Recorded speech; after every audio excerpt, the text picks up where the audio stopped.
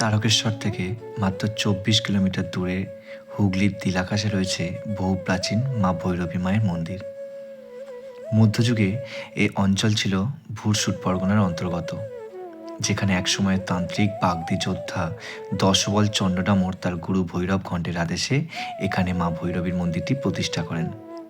আমরা তো সকলেই জানি মা ভৈরবী ১০ মহাবিদ্যার পঞ্চম মহাবিদ্যা, যিনি আদি পরাশক্তির একটি ভয়ঙ্কর এবং শক্তিশালী রূপ, যার উপাসনা করলে দ্রুত মনোবাঞ্ছা পূর্ণ হয়। তবে এখানে মায়ের রূপ অত্যন্ত শান্ত এবং কোমল।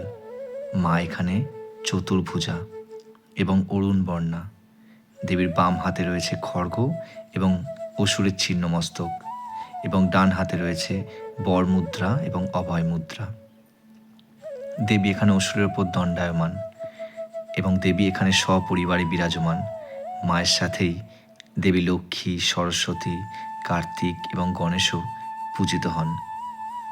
মান্যতা অনুযায়ী রাজবলহাটের মা রাজবল্লভী মায়ের ছোট বোনই হলেন এই মা ভৈরবী।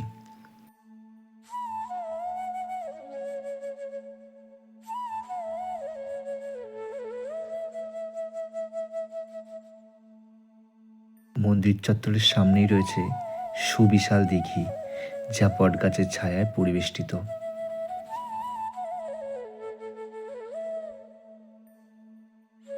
মায়ের নিত্য পুজো এবং সন্ধ্যা আরতির ছাড়াও মায়ের বাৎসরিক উৎসব অনুষ্ঠিত হয় ধুমধাম করে প্রতি বছর ফাল্গুন মাসের সংক্রান্তিতে।